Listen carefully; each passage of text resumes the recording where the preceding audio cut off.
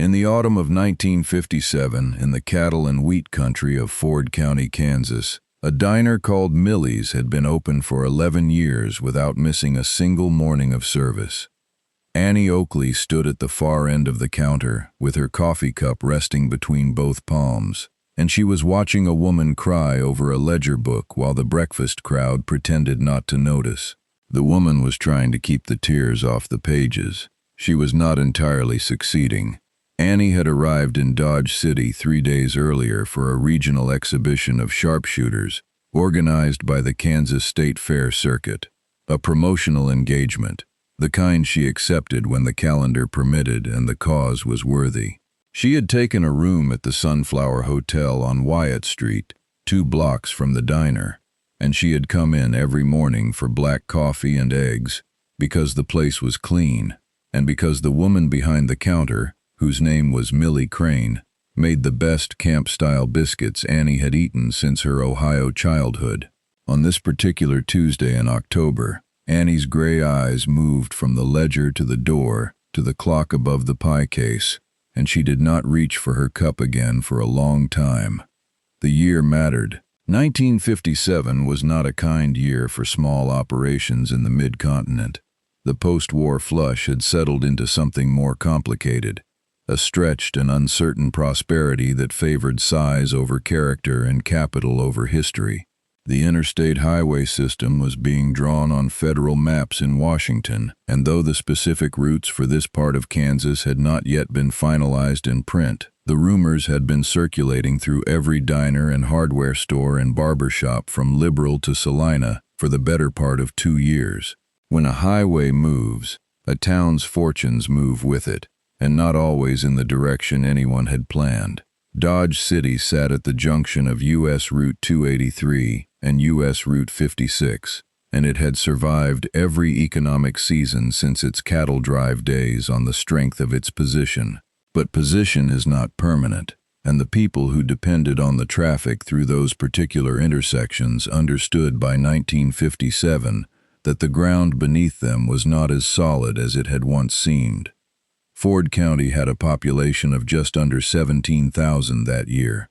Dodge City itself held around 11,000 of them, and the rest were scattered across wheat farms and feedlot operations and the small service businesses that kept the farming families supplied and fed.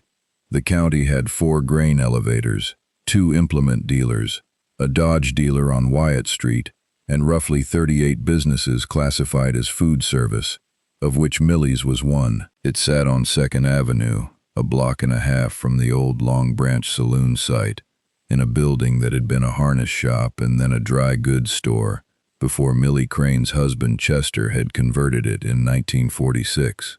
Chester had built the counter himself from ponderosa pine he'd hauled down from Colorado, and he had set 12 stools along it and put 4 tables in the back and opened the doors on a cold March morning with $42 in the register and a sign in the window that read simply, "Home Cooking." Ford County had taken him at his word.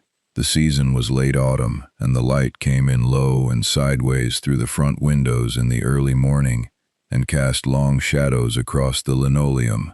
The cottonwoods along the Arkansas River had already shed, and the mornings were cold enough that the plate glass fogged from the heat of the kitchen and the breath of the customers, and Millie kept a rag behind the counter to wipe it down every hour so the regulars coming in from the street could see that the lights were on. She had done this through 11 winters now. The rag was in her apron pocket. She had not taken it out yet today. The first sign that something was wrong had appeared 2 weeks earlier, though most of the regulars had not known to read it. Millie had stopped ordering the fresh-cut flowers she kept in a jelly jar by the register. Just daisies and whatever the feed store had, nothing expensive, but present every week for 11 years without exception.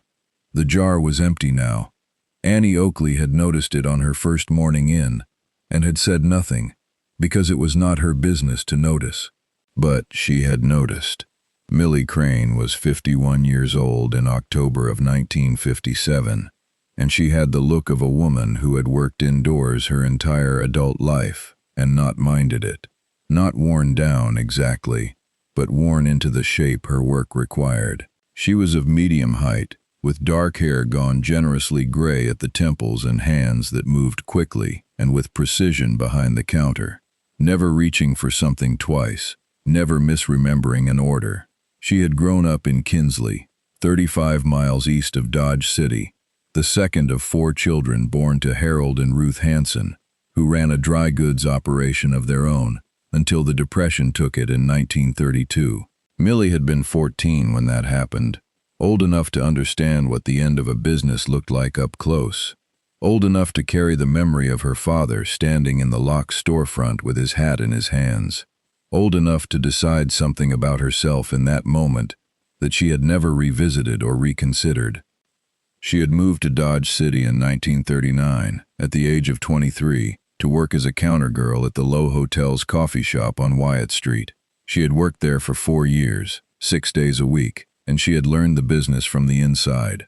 Ordering, inventory, the small economies that keep a food operation solvent, the larger economies of customer loyalty and consistency that keep it full.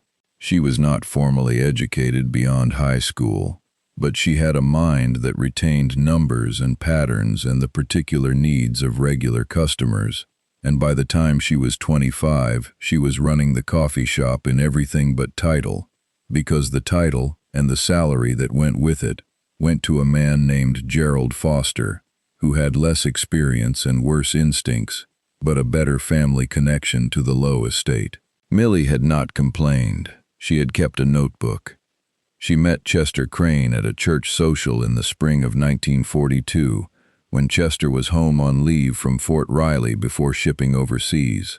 He was from Spearville, a small town 12 miles east, and he was a quiet man with large, capable hands, and the kind of calm that either came from deep confidence or deep stubbornness, and was impossible to distinguish from the outside. In Chester's case, it turned out to be both. They married in August of 1942, a week before he shipped, and Millie moved into the apartment above what would become the diner and waited out the war with the patience of someone who had practice at waiting. Chester came home in November of 1945 without a visible mark on him, though he was quieter than he had been, and the quiet had a different quality. He did not talk about the war. He talked about the diner. He had been planning it in his head since somewhere in the Pacific, and by Christmas of 1945 he had the building leased, and by March of 1946 he had the counter built and the kitchen fitted and the sign in the window, and Millie was behind the counter with her notebook of customer preferences, already filling up for the second time. They had no children. The diner was their project together, and they were good at it, and for 9 years the books stayed in the black, and the regulars stayed regular, and Chester fixed everything that broke, and Millie remembered every name. Chester Crane died of a heart attack on a Thursday afternoon in April of 1954, a week after his 43rd birthday. He was carrying a case of canned goods from the delivery truck to the back storage room when it happened, and he was gone before the ambulance arrived. The diner stayed closed for 4 days. On the 5th day, Millie unlocked the door at 5:30 in the morning, as she always had, and put the coffee on. She did not ask anyone for help, and no one offered any, because in Ford County in 1954, the expectation was that a person managed what they had to manage, and Millie Crane was known to be capable. She managed. She managed for 3 more years alone, which meant she managed poorly in some of the ways that Chester had quietly handled.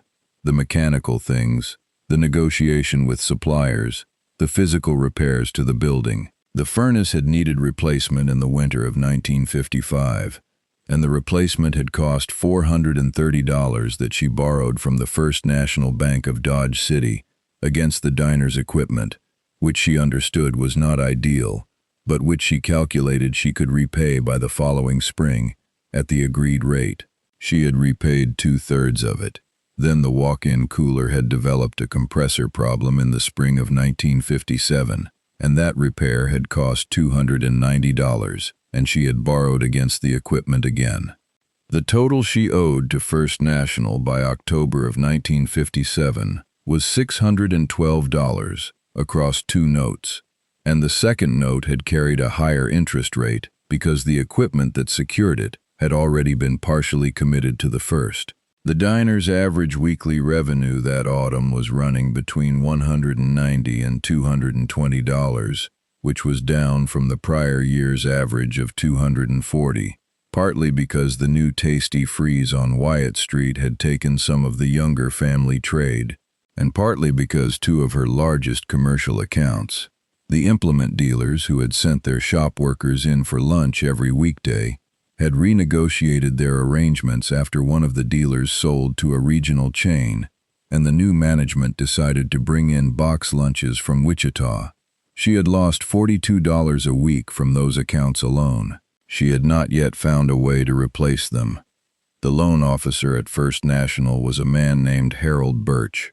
He was 38 years old, had been at the bank for 12 years, and was, by all accounts, a man who followed procedure with the sincerity of someone who genuinely believed that procedure was the same thing as fairness. He was not unkind. He was precise. He had written to Millie twice in September about the overdue status of the second note, and when she had come in to speak with him in person in early October, he had listened to her situation with his hands flat on his desk and his expression composed, and had told her that the bank's board had reviewed her account and that her loan status had been reclassified. The term he used was acceleration. It meant the full balance was now due in 30 days, not in installments. The specific date Harold Birch had given her was November 3rd. That was 23 days from the Tuesday morning when Annie Oakley sat at the far end of the counter, watching Millie Crane try to keep the tears off her ledger. The amount required by November 3rd was $612, and Millie Crane had, at that moment, $208 in the diner's account and $67 in her personal savings account, and the rough arithmetic was not a mystery to anyone who understood numbers.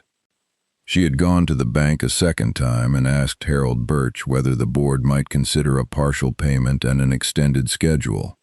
Birch had listened again with his hands flat and his expression unchanged, and had told her that the board's decision was not subject to renegotiation at this stage of the process. He had said he was sorry. He had appeared to mean it, but the board's decision did not change. She had called her brother in Kinsley, a man named Raymond Hanson, who farmed wheat on 320 acres east of town, and who had not had a good year himself. Wheat prices had dipped in the fall, and his combine had needed engine work over the summer. Raymond had $30 he could spare, and was heartsick that it wasn't more. She had not asked him for more, because she knew what $30 cost him, and she had thanked him in a voice she kept steady, and set the money in the diner's register, and said nothing about it to anyone. She had spoken to Ned Halverson at the Stockman's Bank on Gunsmoke Street, who had extended small commercial loans to 3 or 4 other operators in town. Halverson had looked at her balance sheet and her 2 existing notes, and had told her gently that he could not place new debt on top of secured existing debt in this situation, that the math did not permit it under their current lending standards, and that he wished the situation were different. He had given her a cup of coffee from his office pot before she left. It was, she would say later, the best cup of bad coffee she had ever tasted, because it was given with genuine regret rather than procedure. The third door she had tried was the state's Small Business Assistance Office in Garden City, 48 miles west. She had driven out on a Monday afternoon when a neighbor's teenage daughter had agreed to manage the counter, and she had sat in a waiting room with 4 other people for an hour and a half, and then met with a counselor named Dawn Ellsworth, who had explained that the state's current assistance programs were oriented toward agricultural operations and did not have a mechanism for existing commercial debt relief on food service businesses. He had given her a brochure. The brochure was general and not useful. She had driven back to Dodge City in the dark. By the time Annie Oakley arrived at the diner for the first time that first Wednesday morning, Millie Crane had tried every door she knew to try. and all of them had opened and then closed in the same direction. She was not a woman who collapsed under pressure. She was not, in the manner of her father's example, going to stand in the storefront with her hat in her hands. But she was, on this Tuesday morning in October, going to let a few tears fall on her ledger at 6:45 in the morning, before the full rush came in, and she was going to wipe them off with her apron and put the ledger under the counter and pour coffee for whoever needed it, because that was what the morning required. That was the condition of things in Dodge City, Kansas, on the morning that John Wayne walked through the door. He had come in from the west, which was not unusual for a man who had been working cattle interests in the southwestern part of the state. He drove a green 1955 Ford pickup with California plates. He was based out of his Newport Beach property at the time, but he had been in Kansas for the better part of 2 weeks, having agreed to consult on a cattle and land management question for a ranching operation near Meade. Wayne was 49 years old and at the height of what anyone in the American West would have called his particular kind of authority. Not the manufactured kind that came from the films he was known for, though he was deeply known for them, but the actual kind that came from having spent a life looking at difficult situations and deciding how to move. He was 6 feet 4 inches tall and broad through the shoulders, and he had a way of taking up the right amount of space in a room without claiming more than he needed. He wore a brown canvas work coat and a plain felt hat and boots that had been resoled at least once, and he looked exactly like what he was, a working man of some means who had been outdoors for most of 2 weeks. His reputation in that part of Kansas was specific. The men at the Meade County Ranch knew him as a careful listener and a man who paid what he said he would pay, and did not offer opinions on things he did not understand. The foreman at the Switzer operation, a man named Ed Kurtz, had worked a season at a Yuma property Wayne had a stake in a few years earlier, and he had told the Meade County hands that Wayne's word was worth more than most men's signatures. People in the region knew his name from the pictures, of course. The Searchers had been out the year before, and Hondo before that, but the name carried a different weight in the actual cattle country of southwestern Kansas than it did in the picture houses, and the weight it carried there was practical. He knew what he was talking about, and he did not grandstand. He had stopped in Dodge City because he was on his way back toward Wichita for a connecting flight, and because Ed Kurtz had told him that if he went through Dodge he ought to stop at Millie's on 2nd Avenue for the biscuits. Kurtz had said it without elaboration, which was the kind of recommendation Wayne understood to be reliable. He had pulled the green Ford to the curb outside the diner at 7:15 on a Tuesday morning in October and come through the door without announcement, which was the only way he had ever entered any room he had a choice about.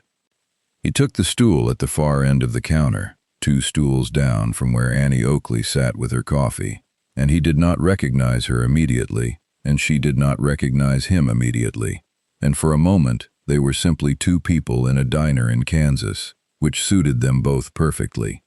He ordered black coffee and the biscuits and eggs, because Kurtz had said to order the biscuits, and he settled into the particular stillness that large men in small spaces sometimes settle into when they have nowhere pressing to be and something on their mind.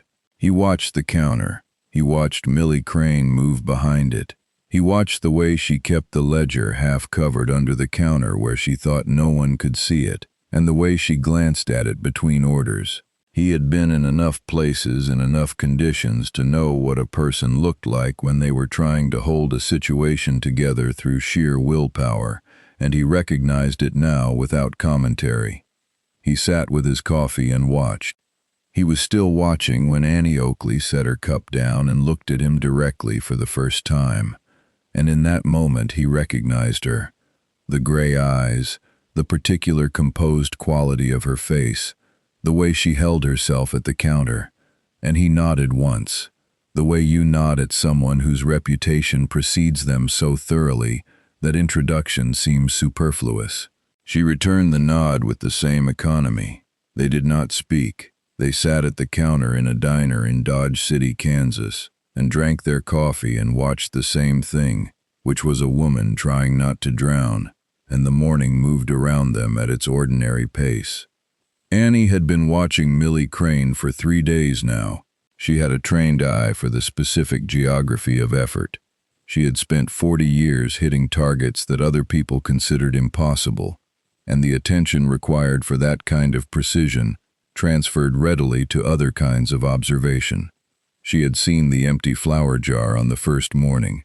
She had seen the ledger on the second morning, though she could not read the numbers from where she sat. She had heard on the third morning, because the diner was not large and voices carry at 6:45 when there are only 4 people in a room, the tail end of a conversation between Millie and an older farmer named Calvin Drury, who had asked how things were going, and received the honest answer instead of the social one, which meant that Millie Crane was past the point of maintaining the public performance of stability. Calvin Drury had set his hat on the counter and listened to the numbers. $612, November 3rd, with the expression of a man receiving news he has no immediate solution to, and then he had said he was sorry, and Millie had said she would figure it out, and Calvin had paid his bill and left a $1 tip on a 70-cent breakfast, which was the action of a man who understood that he was not helping but needed to do something with his hands. Annie had seen all of it. She looked at John Wayne now, and he looked at her, and she said nothing, because there was nothing yet to say, and neither did he. But there was a quality to the silence between them, 2 people who had each spent a lifetime being underestimated by people who did not look carefully enough.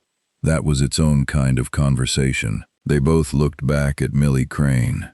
They both finished their coffee. Then Annie set her cup down, folded her hands on the counter, and said quietly, to no one in particular, that the biscuits were the finest she had eaten in a very long time. She said it loud enough that Millie could hear it. Millie said thank you from the kitchen doorway, and for a moment her voice was its normal self, warm and direct and not carrying any of what the ledger contained. And then she went back to the griddle. John Wayne put his cup down and looked at it for a moment. He did not make his decision in that moment. That is worth saying plainly. He sat with it for another 20 minutes, finishing his breakfast, watching the diner fill up through the 8 o'clock hour, with the people of Ford County going about their Tuesday. He watched 2 rail yard workers come in and call Millie by her first name and ask about the special. He watched a young mother with a small child take the corner table and Millie bring the child a small glass of milk without being asked for it. He watched a deputy sheriff come in for a to-go order, and Millie pack it herself, quickly and precisely, in a way that suggested she had packed that particular order many times. He watched the rhythms of the place, the easy familiarity of it, the specific kind of comfort that a diner generates when it has been in one location and under one hand long enough to absorb the character of everyone who has ever come through the door. Then he watched Millie step to the far end of the counter, near the register, and open the ledger for approximately 45 seconds, before closing it again and putting it back under the counter. And the expression on her face in those 45 seconds was the expression of someone doing arithmetic that keeps coming out the same wrong answer. He had seen that expression before. He had worn it himself once, at a time when the particular details of his own financial situation had been complicated by circumstances outside his control, and a man whose name he did not need to say out loud had done something straightforward and uncomplicated that had changed the arithmetic entirely. He had never forgotten what it felt like to be on the receiving end of that kind of practical clarity. He decided. He did not announce it. He did not turn to Annie Oakley and explain himself. He reached into the inside pocket of his canvas work coat and took out the folded billfold he kept there and opened it on the counter in front of him. He looked at what was in it. Then he got up from the stool, settled his hat, and walked to the register. Nobody in that room moved. Millie Crane looked up from the coffee she was pouring at the other end of the counter and saw John Wayne standing at her register and for a moment the specific information of who he was failed to organize itself properly in her mind, because the more immediate and incomprehensible fact was that he was holding a billfold open and looking at her with the kind of directness that required a response. She came to the register. She asked if she could help him. He said he understood she had a note due at First National. Millie Crane set the coffee pot on the counter beside the register. She looked at him. She said she did not know what he had heard or from whom, but that her business affairs were her own, and she said it in the voice she had used for 11 years when someone pushed against something that was not their business. He said he understood that completely. He did not move. She waited. He said that the amount due was $612, and that he would like to provide it, and that she could refuse him and he would pay his breakfast tab and drive away, and that no other conversation was necessary in either case. Millie Crane stood at the register of her diner on 2nd Avenue in Dodge City, Kansas, on a Tuesday morning in October of 1957, and looked at this man, and understood that he was not offering pity and was not offering charity in the sense that charity comes attached to obligation. She understood this the way she understood the quality of a supplier's goods. Quickly, without sentimentality, from experience. She asked why. He said the biscuits were worth it. She might have argued. She was a woman who argued positions worth arguing, but she had tried 3 doors and all of them had closed in the same direction, and November 3rd was 23 days away, and the ledger under the counter was not going to change on its own, and she was 51 years old, and had managed alone for 3 years, and knew the difference between accepting help and surrendering to it. She accepted it. He laid the bills on the counter. They came from the billfold in counted order. He counted them twice, without rush, the way a man counts money when he wants the other person to see that he is taking it seriously and not just making a gesture. The bills were a mix of denominations, several 20s, 3 10s, 2 5s, and the remainder in 1s, and they totaled $612 exactly. He set them in a neat stack on the pine counter that Chester Crane had built from ponderosa pine, hauled down from Colorado 11 years ago. Annie Oakley, at the far end of the counter, watched this without expression. She picked up her coffee cup. It was empty. She set it down. Several of the regulars in the diner had gone quiet. Calvin Drury, who had come back in for a second cup after his early exit, was sitting at the 3rd stool from the door and watching the transaction with the expression of a man who has just seen something he will be describing to other people for a long time. The 2 rail yard workers had stopped talking. The young mother in the corner was watching with her hand over her mouth. Millie Crane picked up the bills and counted them. She counted them again. She looked at the man across the counter and said that she would need to write him something, a note, some kind of acknowledgement. He said that was not necessary.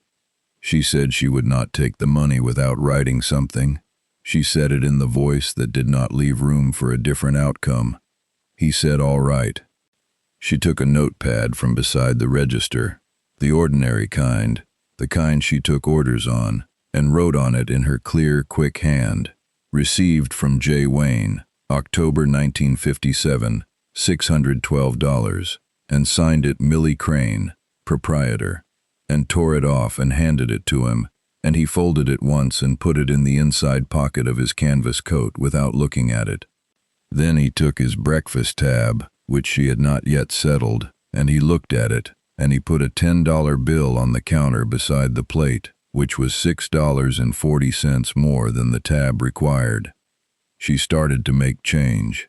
He said to keep it. She looked at him. He said she should replace the flowers.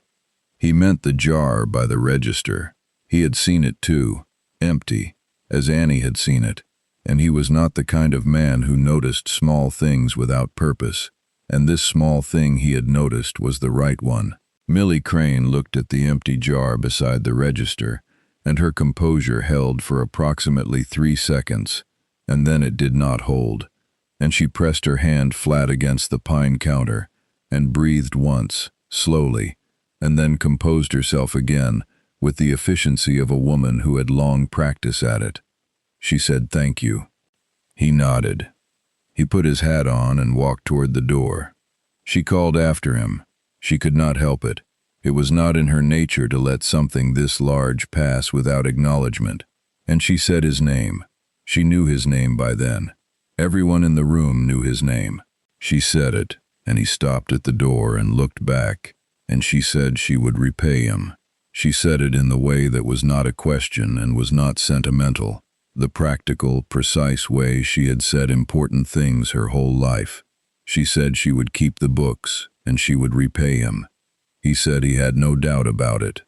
Then he went through the door, and the bell above it rang once, and the green 1955 Ford pickup with the California plates pulled away from the curb on 2nd Avenue and turned west at the corner, and that was the last that most of the people in Millie's diner ever saw of him in person, though they would speak of what they had seen in that diner for the remainder of their lives. Nobody in the room spoke for a moment. Then Calvin Drury said quietly, to no one in particular, that he believed he would have another cup of coffee. And Millie Crane picked up the coffee pot and poured it, because that was what the morning required and because her hands were steady, and she knew what to do with steady hands, and the diner filled with the ordinary sound of 11 o'clock approaching. Annie Oakley sat at the far end of the counter for another few minutes. She had not moved during the transaction, and she did not move immediately after it.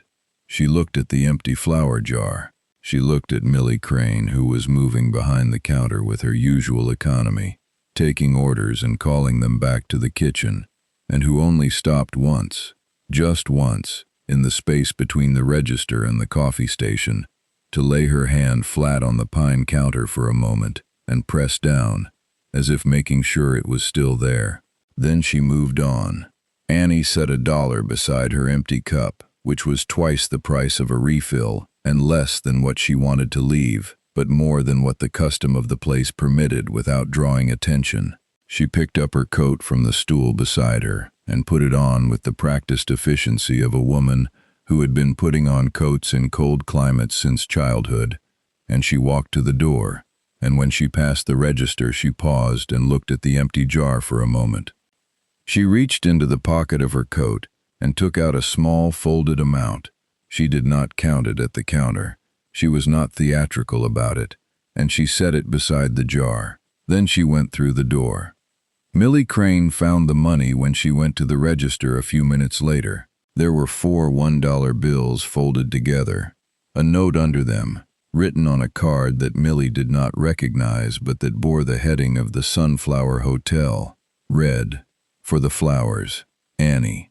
She did not know who Annie was, not immediately. One of the rail yard workers, a man named Pete Sievers who had a weakness for the picture shows, looked at the card and said that he believed the Annie in question was Annie Oakley, and that she had been in Dodge City for a week for some kind of shooting exhibition, and that she had been in here every morning. Millie looked at the card for a long time. Then she put it under the counter where she kept the ledger. That afternoon, Millie Crane drove to the First National Bank of Ford County on Wyatt Street and asked to see Harold Birch. She was shown into his office, and she sat in the chair across from his desk with $612 in an envelope and set the envelope on his desk. Birch looked at the envelope. He looked at her. He said nothing for a moment. Then he opened the envelope and counted the bills and wrote out a receipt and stamped both notes as paid in full and gave her the stamped originals. His expression during this transaction was not quite readable, which was, she would say later, the most human thing about Harold Birch, that he was capable of being moved by something without knowing how to show it. She drove back to the diner and unlocked the door, because the lunch hour was in 20 minutes. On the way past the register, she stopped at the flour jar and looked at it for a long time. Then she put the $4 from the note in the register and wrote in the ledger, "Flowers," and put the name of the farm stand on Route 56 where she bought them, and the amount, and the date. The flowers were back in the jar by the following morning. They were daisies, orange and yellow, the last of the season from the farm stand, and they sat in the jar beside the register for 2 weeks until the frost finished them. And then Millie Crane found dried fall asters at the general store and put those in instead, and the jar was not empty again. 6 months later, in April of 1958, Millie's diner had recovered approximately 40% of the commercial lunch trade it had lost when the implement dealer sold to the regional chain. She had accomplished this by a combination of approaches, most of them unglamorous. She had walked into 3 businesses on 2nd Avenue that she had never approached before and asked whether they needed a reliable lunch option for their workers, and 2 of the 3 had said yes, and the 3rd had said no but referred her to a pipe supply operation on Pine Street, whose foreman turned out to be Calvin Drury's brother-in-law. The pipe supply workers had been eating out of a vending machine in the break room, and they were, to a man, grateful for something better. By the end of April, her weekly revenue was running at $260, which was $20 above her previous peak, and $42 above what she had been averaging the previous fall. She had also reduced her supply costs by 8% by switching her canned goods order from the Wichita distributor to a regional cooperative in Liberal that Calvin Drury had mentioned, and she had negotiated a modest deferment on the building's maintenance fee with her landlord, a retired rancher named Albert Voss, who had owned the building since 1949 and who, when she sat down with him and showed him the numbers, told her he thought she was running a tight and honest operation and that he could wait 60 days on the fee without any particular hardship to himself. She had not borrowed a dollar from anyone. She had not needed to.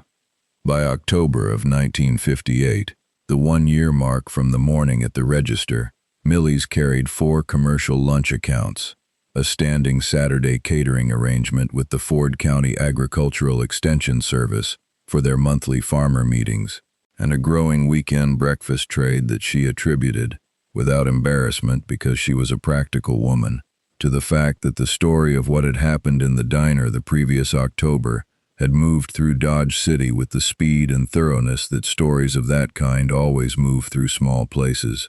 People came in who had not come in before, and they came in part because of the story, and stayed because of the biscuits and the coffee and the jar of flowers by the register, and Millie was pragmatic enough to understand that all of it mattered.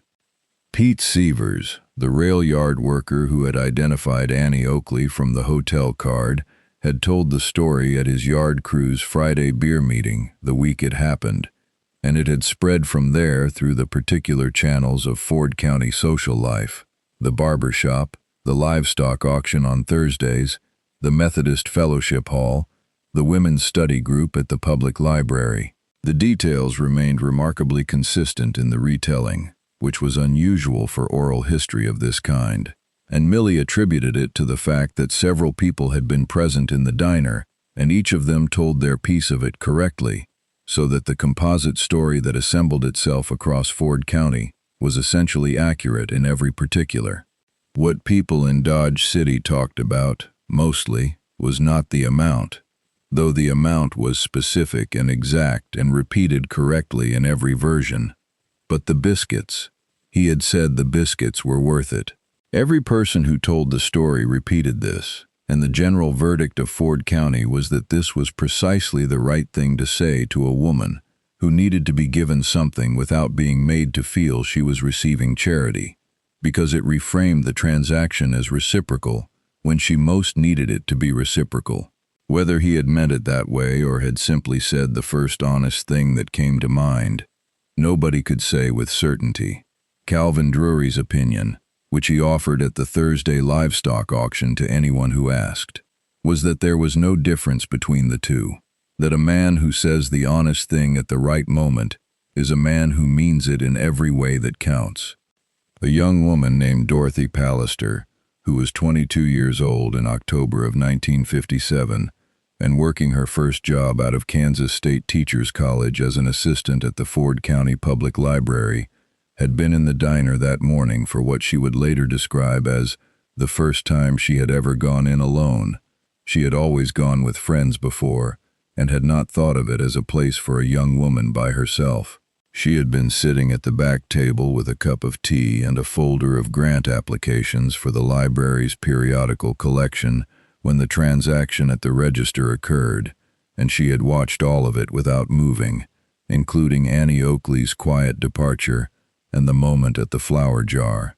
She thought about it for a long time afterward. Dorothy Pallister became the head librarian of the Ford County Public Library in 1971, when she was 36 years old. She served in that position for 23 years.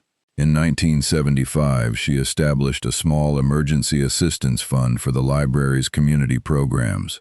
Not a large fund, $150 to start, contributed from her own salary, that she used to purchase materials for patrons who could not afford them, to cover small shortfalls in community programming budgets, and, on 3 occasions over the years, to help a local business or family complete a transaction that could not wait for the ordinary processes of public assistance to move.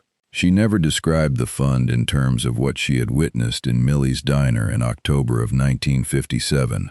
She simply said it was necessary, and she managed it with the quiet precision of someone who had seen how that kind of thing was done.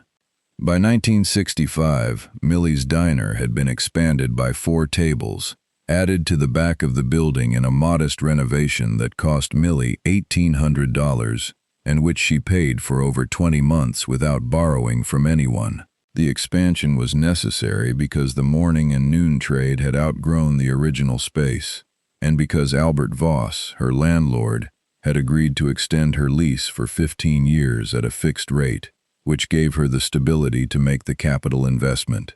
She had gone to Albert Voss with the numbers laid out and had said she wanted to expand, and Voss had looked at the numbers and said he would extend the lease, and she had thanked him, and he had said the diner was an institution, and that he was not about to let an institution be squeezed out for lack of a fixed rate. It was the longest speech Millie had ever heard Albert Voss make.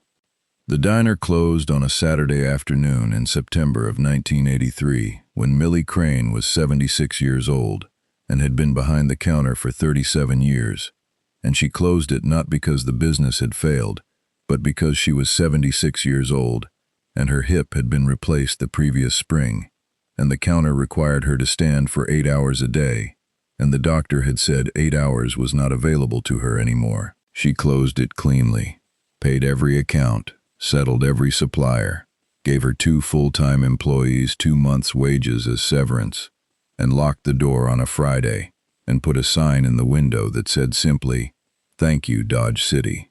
37 years. She did not sell the business. She let the lease lapse. Albert Voss's son, who had inherited the building, converted it to office space for an insurance brokerage 2 years later. But the pine counter Chester Crane had built was still there when the brokerage moved in, and the new tenants kept it because it was too beautiful and too solid to remove without significant cost. And for a time, the insurance brokers used it as a workspace, and the counter held their files and their coffee cups as it had held 11 years' worth of breakfast plates and $42 worth of weekly tips from Calvin Drury. The notepad sheet that Millie had written at the register, received from J. Wayne, October 1957, $612, had been framed by her nephew Ronald Hanson sometime in the late 1960s at Millie's request, and it hung in the diner for the remainder of its operation on the wall to the left of the kitchen door, at eye level, in a plain wooden frame. She had not put it up for display purposes, or not only for display purposes. She had put it up because she believed that the record of a thing done should exist somewhere that people could see it, and because she was a woman who kept accounts. When the diner closed in 1983, Millie took the frame home with her and put it on the wall of her kitchen on Spruce Street, where she lived alone in the house she had bought with Chester in 1951. It hung there for the remainder of her life. By 1991, the document had been photographed by a journalist writing a retrospective piece on Ford County history for the Dodge City Daily Globe, and the photograph had run alongside an account of that October morning that was drawn from interviews with Calvin Drury, Pete Severs, and Millie Crane herself, who was 84 years old by then, and perfectly lucid and precise about every detail, including the exact denominations of the bills, several 20s, 3 10s, 2 5s, and the remainder in 1s, and the fact that she had counted them twice, and the fact that he had said the biscuits were worth it, and the fact that there were flowers in the jar by the register the following morning. Millie Crane died in April of 1994, at the age of 87, at the Ford County Medical Center, which had been rebuilt and expanded twice since 1957, and bore almost no physical resemblance to the county hospital of that era, but sat on the same block and served the same county. Her death notice in the Daily Globe described her as the proprietor of Millie's Home Cooking, 2nd Avenue, 1946 to 1983, and a lifelong resident of Ford County. It was not a long notice, because she had not requested a long notice, and because there was no family nearby to negotiate a longer one. But it was accurate, and she would have considered accuracy the primary requirement. Her nephew, Ronald Hanson, who lived in Kinsley, came to clear the house on Spruce Street the following month, and found the framed notepad sheet on the kitchen wall, and recognized what it was, and understood that it was not a piece of paper that belonged in a trash bag. He took it to the Ford County Historical Society, which had offices in the Gunfighters Wax Museum complex on Wyatt Street, and the curator accepted it and gave him a receipt and said they would catalog it properly. The document was cataloged as Handwritten Receipt, Millie Crane, October 1957, relating to payment of commercial loan by John Wayne, Dodge City, Kansas. Ink on notepad paper framed. Donor, Ronald Hanson, Kinsley. Condition, good, and it was placed in the Society's collection, where it remained. The Ford County Historical Society moved to a new location in 1999, into a renovated building on Central Avenue, and the document moved with it. It was not a famous piece and it was not frequently requested, but it was correctly cataloged and properly preserved, and the staff at the new location knew what it was and could describe it accurately when someone asked. A researcher from the University of Kansas, who was working on a study of informal community economic support during the post-war period, came across the catalog entry in 2003 and requested access, and sat with the document for 40 minutes in the Society's reading room and wrote extensive notes, and the document appeared in a footnote in his subsequent publication, cited as Crane, M. Handwritten Receipt, Ford County Historical Society Collection, 1957. In the summer of 2006, a woman who worked as a baker's assistant at a shop on Central Avenue in Dodge City, and who had read the Daily Globe retrospective piece in 1991 as a teenager and never quite forgotten it, drove past the old building on 2nd Avenue and saw that the insurance brokerage had moved out and the building was empty and for lease. She stood on the sidewalk for a long time looking at the front window. Then she went home and sat with a notepad and a pencil and did arithmetic for 2 hours. Then she called her sister in Wichita. The building on 2nd Avenue reopened in March of 2007 as a bakery and coffee shop. The pine counter that Chester Crane had built in 1946 was still there. The new owners refinished it and left it in place. They named the shop simply 2nd Avenue. On the wall to the left of the kitchen door, at eye level, in a plain wooden frame, there hung a reproduction of the photograph from the 1991 Daily Globe retrospective. The photograph of the document, Millie Crane's handwritten receipt, October 1957, and beside it a small card in the same plain frame that read, "This diner was saved," and it kept going. The jar beside the register always had flowers in it. Calvin Drury's granddaughter, a woman named Ellen Drury Marsh, brought wildflowers from her property east of town every week during the growing season and left them at the counter without asking for anything in return. because her grandfather had told her the story when she was a child, and she had asked him what the right thing to do about it was. And he had said that the right thing to do about something like that was to make sure the flowers were always there, because that was what the man had said, and Calvin Drury's opinion, which he had held until his death in 1979 at the age of 81, was that you honored a right action by continuing what it started. John Wayne died in June of 1979 at the UCLA Medical Center in Los Angeles at the age of 72. His death was national news, and the tributes that followed were extensive and came from every quarter of American life. In Dodge City, Kansas, a man named Pete Sievers, retired by then from the railroad and living in the house on Oak Street where he had lived for 30 years, read the news in the morning paper and sat with it for a while. Then he drove to Millie's, because in 1979 Millie was still open, and he sat at the counter and ordered his usual. And when Millie came to take his order, he said that he had been sitting at the third stool from the door on the morning it happened, and that he had seen the whole thing, and that he wanted her to know he had never forgotten it. Millie Crane poured his coffee. She said she hadn't either. She did not cry. She was not the crying kind, or not often, or not in front of people. But she stood at the coffee station for a moment after she walked away from Pete Sievers and put her hand flat on the pine counter, the way she had done on that October morning in 1957, pressing down as if making sure it was still there. It was still there. It would be there for another 4 years, until she closed the door on a Friday in September and put the sign in the window, and then it would be there after that, in the hands of the insurance brokerage, and then in the hands of the baker's assistant who had read a newspaper article at the age of 15 and never quite forgotten it. And it would be there when Ellen Drury Marsh brought wildflowers from east of town and left them without asking for anything.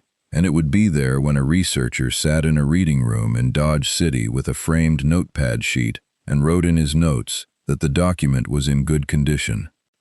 A man came into a diner in Kansas in 1957 with money in his pocket and a code he never articulated but never violated, and the thing he left behind was not the $612, which was repaid in full within 14 months.